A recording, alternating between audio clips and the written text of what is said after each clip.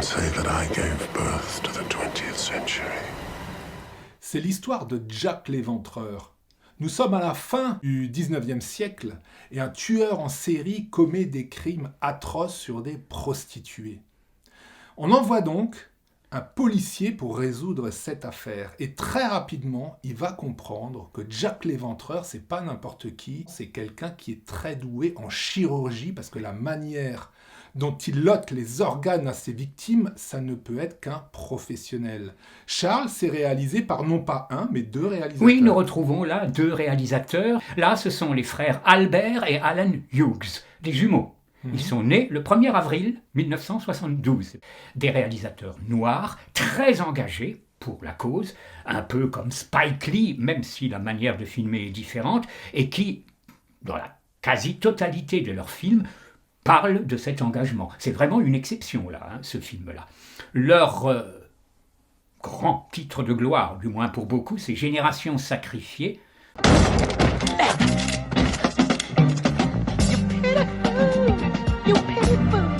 Poetic Justice, qu'ils ont réalisé avec Janet Jackson, la sœur de Michael, sur le problème des étudiants.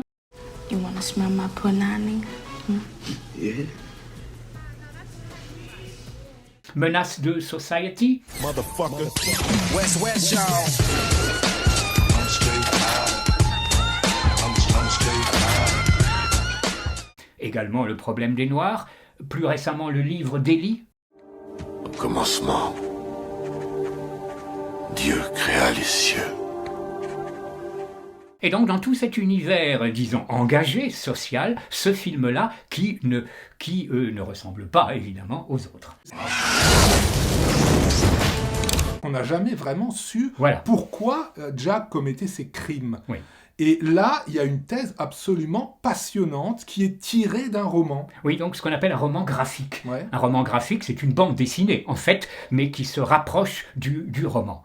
Donc, juste un mot sur Jack the Ripper, comme on l'appelle en anglais. Il y a eu énormément de films qui l'ont traité. Dans la même veine, je recommande Meurtre par décret, de Bob Clark, qu'on voit très peu, qui est aussi très intéressant, et qui a une théorie, si mes souvenirs sont exacts, assez proche de celle des frères Hughes. Oui, donc ce gars qui a fait cette bande dessinée, ce roman s'appelle Adam Moore, et c'est quelqu'un qui a beaucoup inspiré le cinéma. Donc lui, il a comme théorie que, alors là, spoil alert, faites marcher les sirènes, que la famille royale serait dans le coup. Impliquée. Ouais. Alors ça, il fallait oser. Oui. Alors, on est proche du conspirationnisme, surtout qu'on verra, Charles, que c'est non seulement la famille royale, mais on parle aussi des Juifs, on verra pourquoi, et on parle surtout de la franc-maçonnerie. Oui, c'est l'un des rares films où on voit une initiation maçonnique. Alors j'avoue que j'ai cherché dans ma mémoire des films où on parle des francs-maçons, et en plus on voit une initiation, et j'avoue que je n'en ai pas trouvé. Non, il n'y en a pas. En plus, on a cette initiation, on a bien les costumes et tout. Ouais. Ils ont amené cette théorie qui voudrait, Charles, que un membre de la famille royale se soit accoquiné avec une prostituée, qu'ils aient eu un enfant et que cet enfant devait devenir le nouveau roi ou la nouvelle reine d'Angleterre.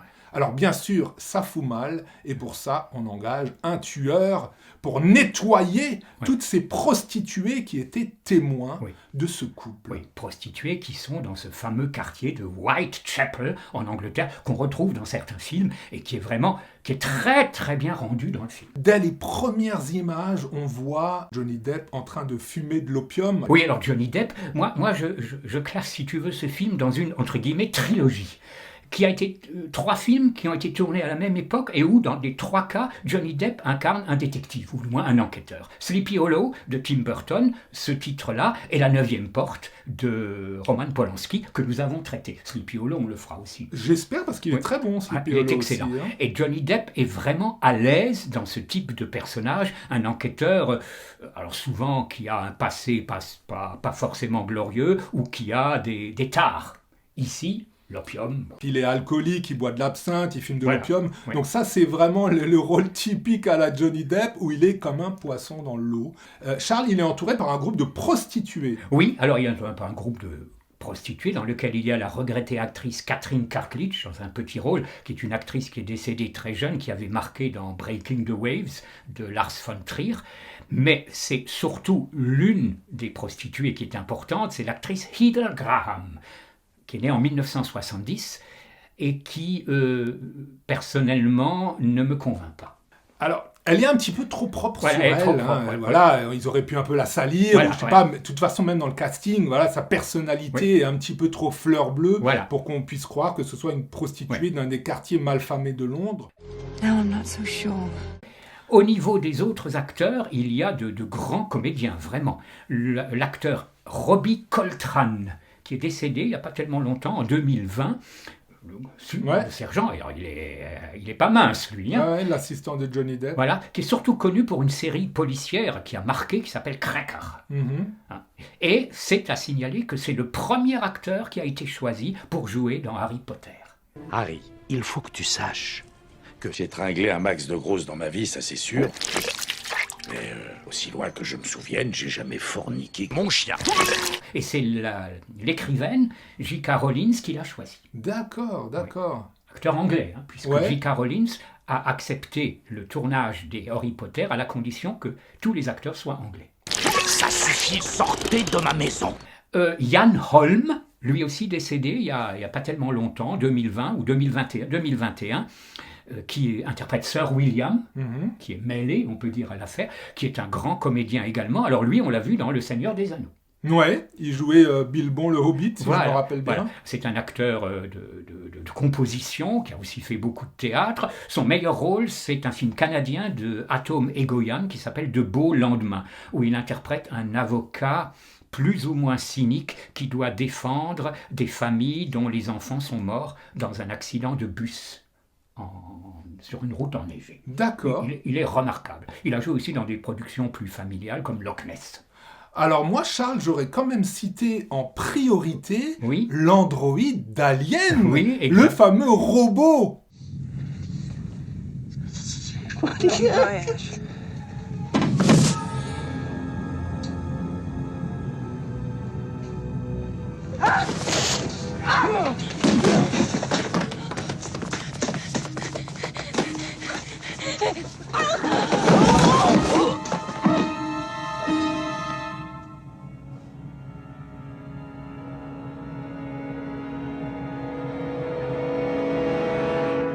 Mais de toute façon, la distribution est bonne jusqu'au plus petit rôle. Hein. On a une très très belle distribution, un très beau casting, on a un jeu d'acteurs qui est convaincant, on a une réalisation qui est tendance m'as-tu vu, mais franchement, quel plaisir. Oui. Il y a des transitions dans ce film incroyables, il y a des effets très très très bien sentis. Belle photo. Il y a une très belle lumière. Peut-être par rapport à l'histoire que la lumière et les effets enlèvent un peu de réalisme. C'est vrai qu'on pourrait lui reprocher ça. Après, moi, j'avoue que je me suis laissé totalement embarquer dans le film Oui, tout à fait. Moi aussi. et que j'ai pris un grand plaisir avec quelques moments d'émotion. Oui. Qu'on se laisse totalement embarquer par l'ambiance, peut-être au détriment de l'intrigue, Oui, oui. qui, je l'avoue, est un petit poil difficile à saisir. Parce que Alambiqué. il y a des ramifications entre la famille royale, les francs-maçons, la franc-maçonnerie. Bon voilà, il faut un peu se tenir pour bien comprendre les tenants et les aboutissants. Oui, c'est pas 100% clair. Hein. C'est pas 100% clair. Oui. Voilà. Charles, pour compléter toute cette panoplie technique, on a une musique à la hauteur. Oui, et c'est pourtant un compositeur que je ne classerai pas dans les grands, même s'il est quand même intéressant. C'est Trevor Jones. Angel Heart, Mississippi Burning, les deux films d'Alan Parker, c'est lui. Moi, Angel Heart, j'ai un peu plus apprécié en revoyant le film, mais bon, je trouve que ça colle pas, mais enfin, peu importe. Le Dernier des Mohicans aussi, hein, avec Daniel Day-Lewis, de Michael Mann, qu'il a co-composé.